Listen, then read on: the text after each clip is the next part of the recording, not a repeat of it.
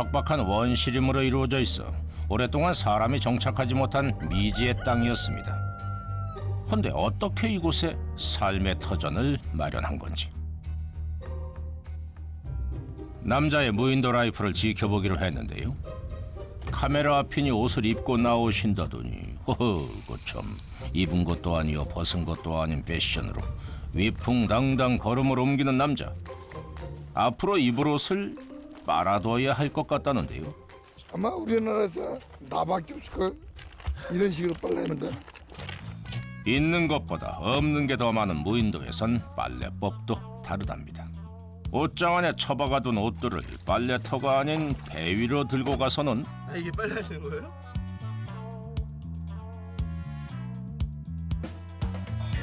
배에 꽁꽁 묶어 바다에 빠뜨립니다. 바닷물에 때를 불리려는 걸까요? 헌데 빨래를 배 뒤에 매달자마자 엔진을 켜고 배를 출발시키는 승호 씨. 그러자 배에 매달린 빨랫감들이 소용돌이 치기 시작합니다. 이제 배가 빨리 가면은 이 수꾸리가 물을 휘저어내잖아. 그러니까 빨래를 막 휘진다고. 막 이렇게. 그러니까 비비는 거야 말하자면. 그러니까 이게 배의 모터로 작동하는 바다 세탁기란 말씀이로군요. 허허. 배가 내달리며 만들어내는 바닷물살에 초강력 세탁은 기본. 청정 바다를 나만의 세탁기로 사용하는 호사까지. 이 돌아가는 힘이 얼마 쓰는데 우리 배가 나갈 줄 모르네. 최고급 장비가 부럽지 않은 빨래법인데요. 아 기똥차잖아 그냥 빨래가. 참, 대한민국에 이게 특허내야 써나 이거. 빨래에 묻은 소금기도 걱정이 없습니다. 생활용수를 위해 마련한 빗물 저장고가 있기 때문이죠. 빗물이 빨래 차이가 주부들은 잘 알지. 비가 올 때 모아둔 빗물로 소금기만 씻어내면 그야말로 빨래 끝! 수도도 우물도 없는 무인도에서 언제 내릴지 모를 빗물에 의지해 살아야 하는 삶. 남자는 부족한 생활용수 대신 지천에 널린 바닷물을 이용하고 있었는데요. 물이 아까우니까 바닷물로 1벌 닦고 두 번째 이제 빗물로 헹구는 거야. 빨래는 물론 기름기가 없는 그릇들은 바닷물로 씻어낸 후 빗물로 헹구는 겁니다. 아이고. 물 절약 원칙은 자신의 몸이라고 다르지 않답니다. 샤워를 할 때에도 일단 바닷물로 풍덩 초벌 샤워를 한 후에 소금기만 털어내는 식인데요. 물과의 전쟁에서 살아남기 위해서 어쩔 수 없이 선택한 바다 샤워라지만 보는 사람은 그저 부럽기만 하다는 것이 무인도 생활의 매력입니다. 아버님 어떻게 시원하세요? 아 시원하지 그럼. 아주 시원해. 그냥. 거기가 싹가셨어. 그중 하나가 바다가 내어주는 건강한 먹을거리들이겠지요. 헌데 왜 빈손으로 가시는 거죠? 설마 남해바다의 풍성한 해산물을 돌처럼 보는 채식주의자는 아니시겠죠? 저기에 통발 몇 개 남고 있는데 그거 한번 보러 가는 거야. 하루 세 끼 밥상을 채워줄 유일한 식재료인 만큼 늘 통발을 설치해 둔다는 건데요. 문제는 미끼도 없이 설치해둔 통발에 제 발로 걸어 들어온 녀석들만 잡을 수 있다는 것. 말 그대로 운에 저녁 밥상에 운명을 거는 건데요. 이게 통발인데 통발. 내가 놓은 통발. 오늘만큼은 뭐라도 잡혔기를 기도하며 통발을 건져보는데 어째 영 시원찮습니다. 밑값을 안 넣어서 그래. 먹을 게 있어야 고기도 들어오는데 먹을 거 안 넣으니까. 이거 자칫 잘못하다간 제작진까지 단체로 굶어야 하는 상황.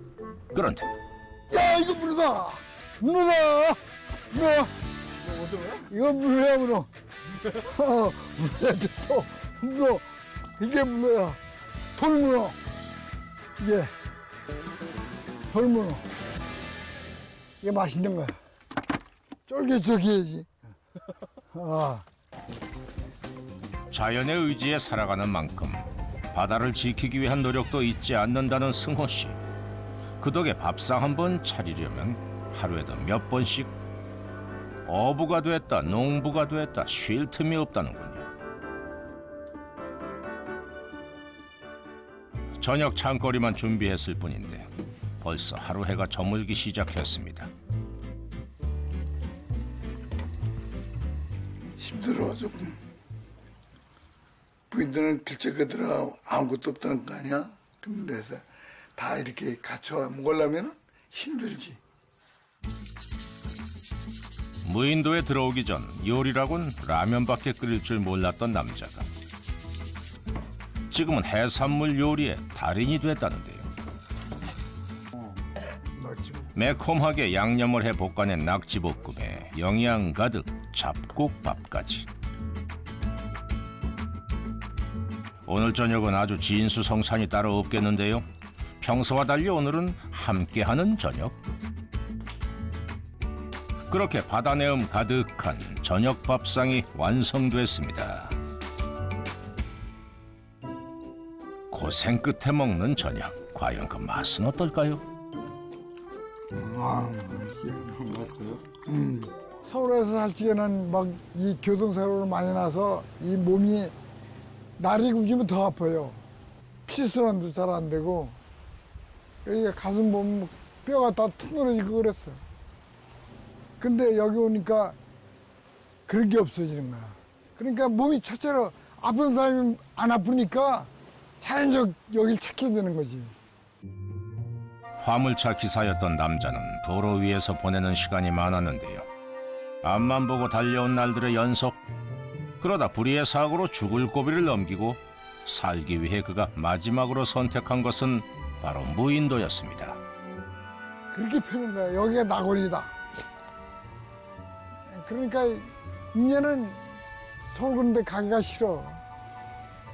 여기만 벗어나면은 그냥 빨리 오고 싶지. 드디어 무인도에 반가운 손님이 찾아왔습니다. 바로 비소식인데요. 야! 빈다! 빈다! 긴 가뭄 끝에 찾아온 밤비에 남자는 그저 아이 마냥 신이 났습니다. 비가 안 와가지고, 너무 안 와가지고. 그러다 이렇게 비 오니까 아주 기분이 좋은 거야. 생각해봐, 물이 없어 봐. 어떻게, 근데 육지에 같으면 뭐, 하다못해 개울물이라도 쓰지만은, 여기는 빗물 안 넣으면 안 된단 말이야. 쏟아지는 비에 마음이 급해진 남자. 여기는 이제 빨래하고 이런 허틀한 물 쓰는 데는 빗물을 받아서 이 쓰기 때문에 통마다 다 받아놔야 돼. 아, 그래요? 어. 빗물은 무인도의 가장 중요한 필수품. 한 방울이라도 놓칠세라 남자는 집안에 있는 모든 통을 동원합니다. 남자가 준비한 통에 차곡차곡 모이는 빗물. 빗물을 받기 위해 직접 만든 통로까지 제대로 작동합니다.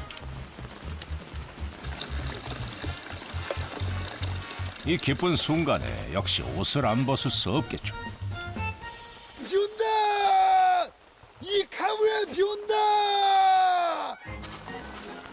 옷을 훌러덩 벗어 던지고는 맨몸으로 비를 맞는 것도 모자라 온몸에 빗물을 끼얹습니다.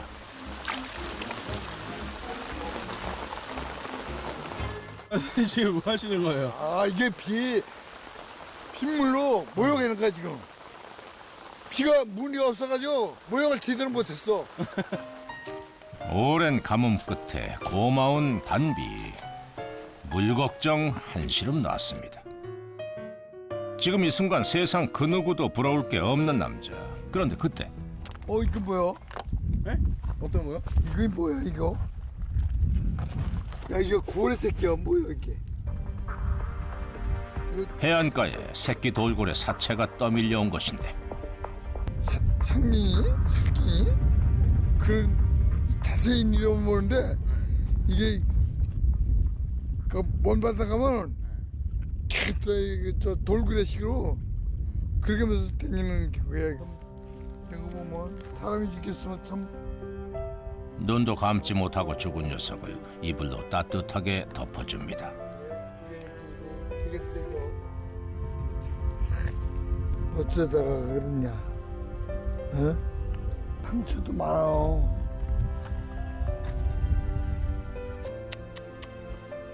아유 참 안쓰럽다. 안쓰러운 마음에 녀석의 곁을 떠나지 못하는데 해경에 신고를 해야겠습니다.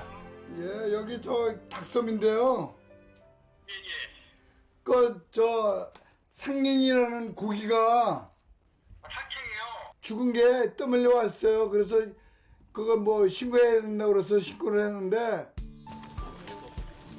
섬의 주인답게 이곳에서 일어나는 모든 일들을 직접 해결하는데요. 상경이 사체를 싣고 한참을 달려 드디어 해경의 배와 만나는데요. 상경이는 보호종으로 반드시 신고가 필요한 녀석이랍니다. 상경이 사체에 대한 간단한 조사들이 이루어지고 안전하게 해경에 인계했습니다. 갑작스러운 일에 놀란 마음을 쓸어내리고 섬으로 향하는 남자.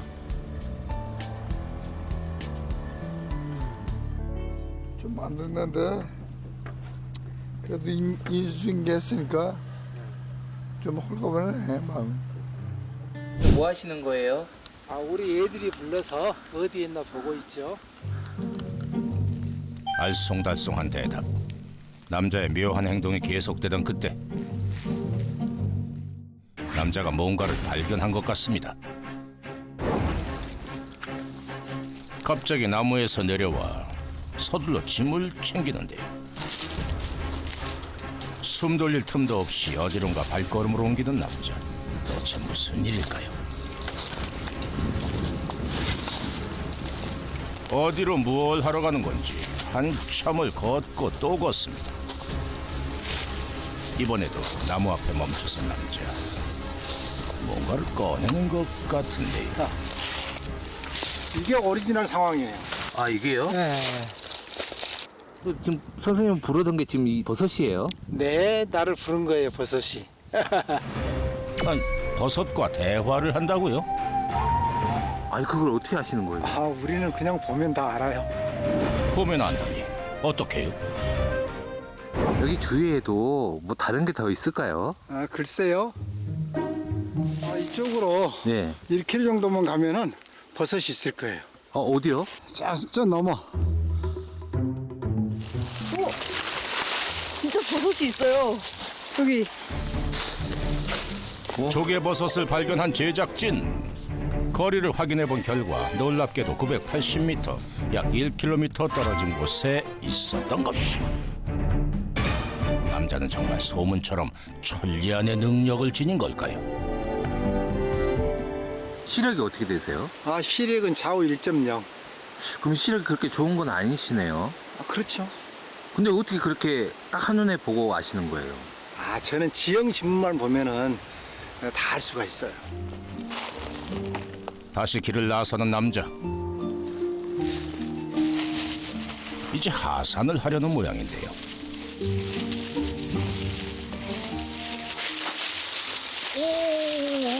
여기 뭐 있어요?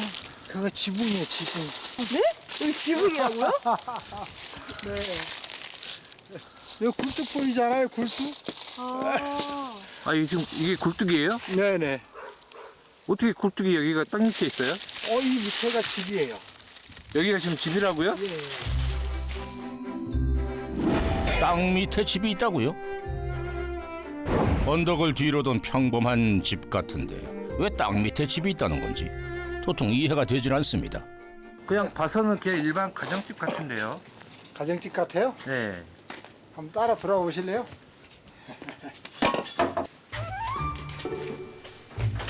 과연 집안은 어떤 모습일지 궁금해지는군요. 들어가 보세요. 와. 근데 이게 흙이에요? 네, 흙이에요.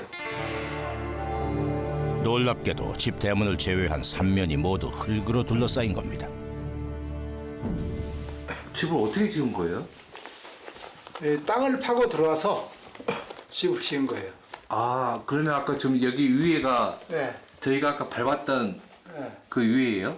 그렇죠, 그렇죠. 그 밟았던 곳이죠. 야트막한 언덕을 파서 토굴집을 짓기 시작한 남자. 이 버섯도 자라고 있죠. 이제 지금 이게 버섯이에요? 네, 이게 지난 가을에 네. 나왔던 친구들인데 그냥 놔둬버린 거예요. 그냥.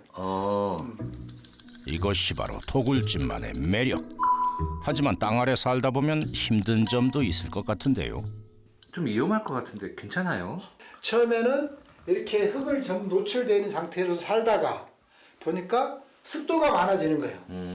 그래서 환기구를 만들고 그 다음에 이렇게 안에다가 이렇게 샤시 창을 들인 거예요. 이걸 들여놨더니 이제 아무렇지도 않은 거예요. 그래서 갱이를 들고 왔죠. 갱이를 들고 파도 이거를 아무리 거세게도 이 정도밖에 안 되는 거예요. 딱딱하죠. 와, 진짜 단단하네. 네, 단단하죠. 이게 진흙 황토라서 그래요. 진흙항토요? 네. 남자가 이 산에 토굴집을 지은 데에는 나름의 이유가 있었다는데요. 제가 이제 세 가지를 이제 없애자라는 게 제 목적이었어요. 그게 뭐예요? 첫 번째는 전자파, 두 번째는 소리, 세 번째는 빛. 정말 사람이 사는데 그러니까 쾌적하게 이게 숙면을 취할 수 있는 곳이 아닌가. 어디 보자. 치명하네. 한솥 가득 끓고 있던 것은 바로 약초.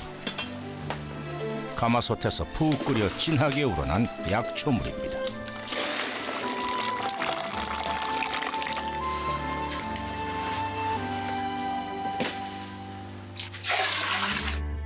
그 약초물을 커다란 고무 물통에 한 바가지 붓는 남자. 뭘 하려는 걸까요? 근데 그걸 왜 저기다 넣으세요? 목욕을 할 때 이렇게 하면은 피부가 아주 개운해져요. 특히 이제 그 아토피라든지 아주 좋은 약이에요. 안 불편하세요? 세상이 제일 편한 장세. 그 자세가요? 아니 이게 불편하죠? 나는 그걸 이해를 못하겠네. 편한 자세로 몸을 푹 담그는 게 비법. 비누칠은 금물이라는군요. 목욕을 마친 남자가 정체를 알 수 없는 흰 가루를 물에 넣고 섞는데요.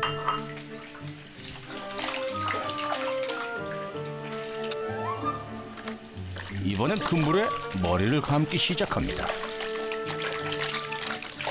그 하얀 건 뭐예요? 이거요? 예, 이거. 먹을 수도 있죠? 이게 밀가루예요. 이거 밀가루예요? 네. 밀가루라고요? 밀가루로 머리를 감는 게요. 네. 샴푸보다 더 좋아요. 그럼 머리가 잘 씻겨져요? 퍼보세요. 더 부드럽죠. 머리에 있는 기름때를 훨씬 더 빨리 지워요. 그리고 친환경에도 좋고. 그러니까 우리가 이렇게 쓰고 했던 것들이 전부가 다 냇물로 가서 오염을 시키잖아요. 네. 근데 거기에 환경에도 친환경에도 좋은 거예요. 나도 좋고 자연도 좋은 그만의 라이프 스타일입니다. 빛 한 점 없는 창고 같은 곳인데요. 여긴 또 어딜까요? 그럼 여기 어디예요? 여기가 자연 숙성 토굴이에요. 자연 숙성 토굴이요? 네. 이곳은 저장고로 사용되는 토굴이랍니다. 이렇게 큰 냉장고 본 적 있어요? 그러게. 여기가 이제 천연 냉장고라고 봐야죠. 땅 속의 온도가 보통 11도, 14도 정도를 유지를 하거든요. 한여름이든 한겨울이든 그게 발효의 온도예요. 그래서 그런 원리를 이용해서 이렇게 땅 속을 이런 식으로 그래비 완전히 이제 이런 것들은 약이에요, 약. 묵히면 묵힐수록 약이 되는 음식들.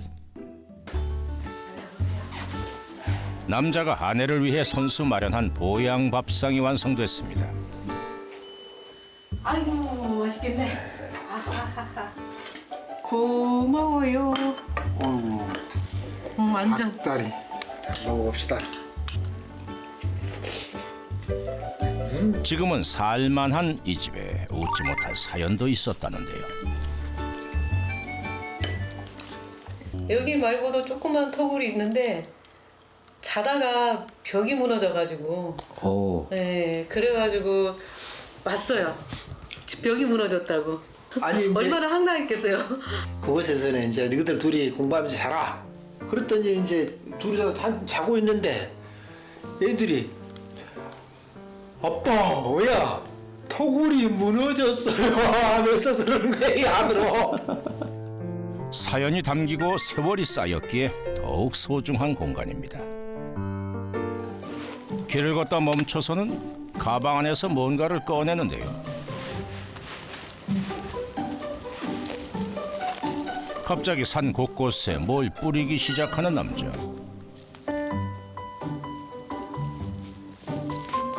자세히 살펴보니 씨앗 같은데요. 이제 가을에 받아놨다가 네. 뭐예요 이게? 이게요 더덕 씨앗이에요. 씨앗은 이렇게 겨울에 뿌리는 게 좋아요. 이렇게 눈이 오거나 비가 오거나 하면 이 친구들이 탈피를 해요. 개갑을 해서 그냥 씨앗을 바로 잘 내려요. 잘 커라. 자연의 품에서 살아가기 위해 늘 함께 살아갈 방법을 고민합니다. 갑자기 나무 앞에 걸음을 멈춘 남자. 또 올라가려는 걸까 했더니 이번엔 나무를 이리저리 살펴봅니다.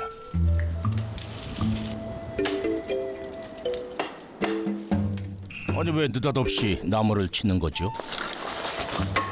아니 선생님 나무는 왜 때리시는 거예요? 아 이제 포자를 일깨우는 거예요. 이게 지금 분명히 붙어야 될 나무인데 상황버섯이라든지 이 친구가 안 붙어 있단 말이에요. 그래서 이렇게 나무를 포자를 깨우는 까지 이런 식으로 포자를 이렇게 깎아 놓으면 이렇게 만들어 놓으면 이런 것이 붙는다는 이야기죠. 버섯이. 산에 대해 모르는 게 없는 이 남자. 어쩜 이리 자세히 알 수 있는 걸까? 제가 뽕나무가 많은 곳으로 왔죠. 네. 이것들은 이제 땅이 이제 음습한 땅이라고 보시면 돼요. 음지라고 보면 되는 거예요. 지금 현재 여기 같은 경우는 해발 한 400 정도 되는 곳이에요. 자, 이런 곳에 바로 뽕나무가 자라는 거예요. 아. 우리가 유금피라고 쓰는 느릅나무, 유금피가 많은 곳이 있고, 나를 데리고 말 그대로 생판, 내가 한 번도 가보지 못한 산에다 나를 던져놔도 나는 어디 가면 그런 나무들이 많고 저런 나무들이 있겠구나라고 다 알 수가 있어요. 아. 그게 이제 그 산을 보는 방법이죠. 땅만 봐도 땅에서 자라나는 것을 알 수 있다는 남자. 바로 그때 뭘 찾는가 싶더니 한스 만날 사람이라도 있는지 누굴 부르는 것 같은데요.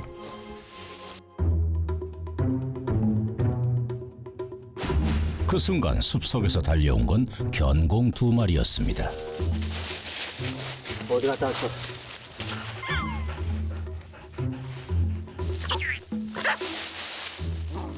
누구예요? 내가 호위무사. 호위무사? 얘들아 가자. 뭐가 힘들어? 너무 미끄러. 천천히 갈 테니까 따라와. 아유 참. 산책이라도 나선 듯 여유만만 산을 누비는데요.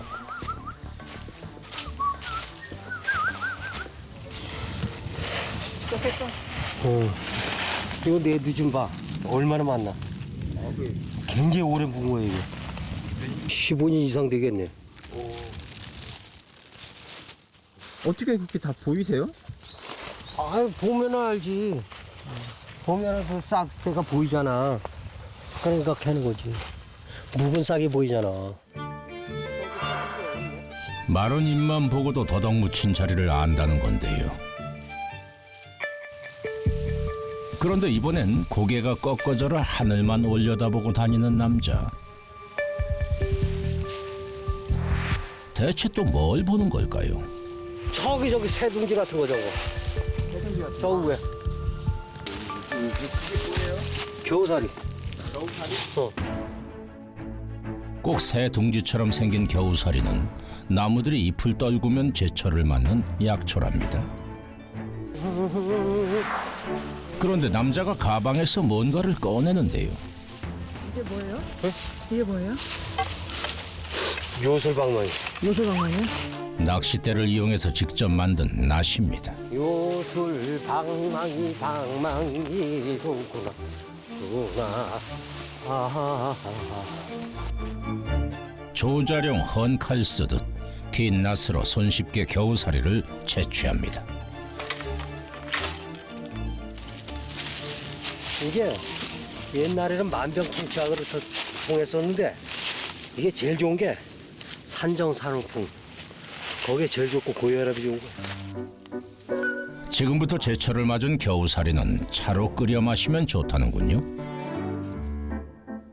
산에서 내주는 게 엄청나. 안 주고 싶으면 하루 종일 다녀도 눈에 안 띄고. 그러면 가야지. 얘들아 잘 있어. 이제 다음에 또 올게. 가자. 나무와 산을 향해 고마움을 전한 다음 산을 내려가는 남자.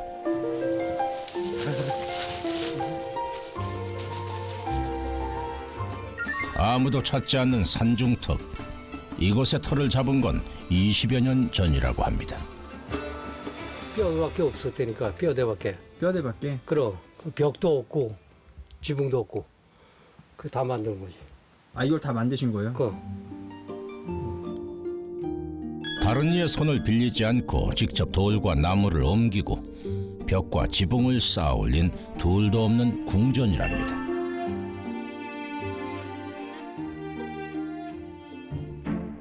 그런데 다급히 밭으로 향하는 남자. 또 하얀 가루를 뿌리기 시작하더니 아예 고랑 가득 뿌린 다음 마늘을 심기까지 합니다. 이건 또 무슨 일입니까? 가루를 뿌리다 말고 직접 먹는 건가요? 지금 드신 거 뭐예요? 자, 정말 먹어도 되는 거예요? 아유 먹어봐. 안 죽어. 조금만 먹... 아유 많이 먹어도 돼. 일단 한 숟가락 가득 먹어보는데요. 어때요? 뭐 같아요? 아무 맛 안 나는데 약간 돌 먹는 느낌인 것 같기도 하고. 돌 먹는 느낌인데요? 광물이니까. 광물이요? 유황.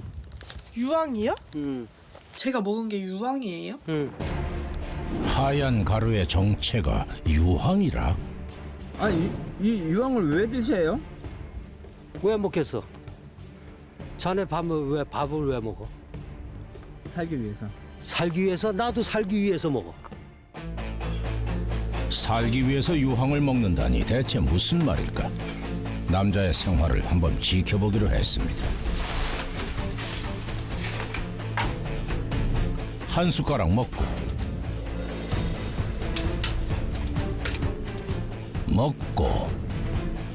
또 먹고 이쯤 되면 먹기 위해 사는 것 같은데요? 이렇게 많이 드셔도 돼요? 내가 이 건강 비법이요 이게. 건강 비법. 이게 우리 인체에 원소가 14원소가 들어있어. 그런데 유황이 8번째 차지한 게. 이 유황이 없으면 뼈도 없고 머리도 없어. 나 봐, 이 털하고. 풍성한 머리숱의 비법이 유황이라고요? 우리 나이가 되면은 이 털이 많이 빠지잖아. 아직도 이러잖아. 그게 다 유황. 그럼 그날 오후 남자가 마당으로 나옵니다. 대체 뭘 하려는 걸까? 뭔가를 무쇠솥에 퍼담기 시작하는데요. 하하, 이게 바로 순수 유황이라네요. 유황으로 뭐 하시는 거예요? 법제인데니까. 법제? 법제가 뭐예요? 독을 제거하는 거. 순도 99.9% 유황의 독성을 빼낸다는 건가요? 이건 법제 안 하면 못 먹어. 그게 큰일 나. 먹게끔 만들어야지. 그러니까 특수 법제지. 유황의 독성을 제거하는 특수한 처리 과정이 있다는데요. 가열 20여 분 만에 가루 상태의 유황이 검은 빛을 띠는 액체 상태로 바뀌었습니다. 그런데 그때 남자가 꺼낸 것은 바로 두부. 놀랍게도 뜨거운 유황물에 두부를 넣습니다. 그 다음에 궁금해지는 순간 그래서 나를 내려가. 내려가라고 다 줬고. 다 내려가. 그거 안 돼요? 접으라고. 순식간에 불호령이 떨어졌습니다. 일단 촬영을 멈췄는데요. 약 3시간 후 다 됐으니까 나와. 그제야 다시 촬영 허락이 떨어졌습니다. 가까이 가보니 어느새 다시 단단하게 굳은 유황을 빻고 있는데요. 곱게 가루를 낸 다음에야 복용이 가능하다고 하네요. 선생님, 아까는 왜 그렇게 무섭게 쫓아내셨어요? 이거는 이게 아주 맹독성을 가졌기 때문에 이거 보고서 흉내내다가는 여러 사람들을 죽인다고. 아, 사람을. 그럼 법제 안 된 거를 그냥 먹이면 어떻게 돼? 사람 죽는단 말이야. 그 위험한 걸 왜 보여주려고 그래? 아, 요 TV 나오면 사람들 보고 그럼. 따라서 할까 봐요. 그럼 유황의 독성을 제거하는 방법을 연구한 끝에 특허까지 받았다는 남자. 그는 왜 하필 유황이라는 물질에 매달리게 됐을까요? 우리 형이 간 병변이 그 뭐야 지방간성 간 경화까지 온 거야. 아주 급성으로 흑달까지 바로 오르더라고. 흑달 오니까 얼굴 시커매. 얼마 못 살고 간다는 그 소리 들으니 진짜 답답하잖아. 그래서 안타까운 마음밖에 없는 거야. 그래서 내가 이걸 갖다 준 거야. 형, 나 이거를 먹으니까 몸에 충곤증이 없어졌다고. 피곤한 걸 못 느낀다고. 갖다 준 지 3개월 만에 흑달이 싹 먹어지고 혈색이 싹 돌더라고. 그리고 6개월 만에 가서 헌혈을 한 거야. 남자의 노력 덕분일까 형은 다시 건강을 되찾게 됐다고 하는데요. 하루에 보통 우리가 유황을 먹어야 되는 게 한 1,500mg 정도를 먹어야 되는데 우리가 인위적으로 먹지 않으면 보통 한 25에서 40mg 정도밖에 섭취를 못해요. 그러니까 황은 우리가 항상 부족하다라고 얘기를 할 수 있고요. 황은 우리 몸을 구성하는 인체 요소 중에 하나고 특히 세포를 구성하는 우리가 뼈대와 같은 역할을 하는 것이 황입니다.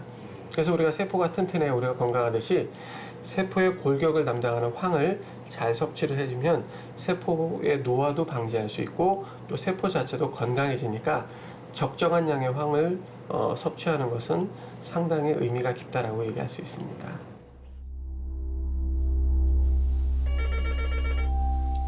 괜찮아? 네, 여보세요? 에? 남자의 발걸음이 다급합니다. 아무래도 무슨 일이 생긴 것 같은데요. 아이고, 야 이놈아, 또 잡았어. 그거 왜 자꾸 이런 걸 잡어? 살생하지 말라니까. 아이고, 한스 녀석이 산을 내려온 멧돼지를 잡았나 봅니다. 조금 일찍 왔으면 저거 살렸는데. 아, 살리시려고 뛰어오신 거예요? 그럼. 잠시 후 사판자를 들고 급히 뛰어오는데요.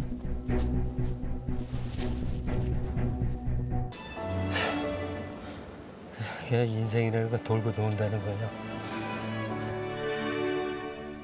잠시 후 무슨 일인지 남자가 또다시 산을 찾았습니다. 한참을 오르고 또 올라 도착한 곳은 바로 남자가 좌선을 하던 동굴 앞입니다. 여기는 왜 오신 거예요?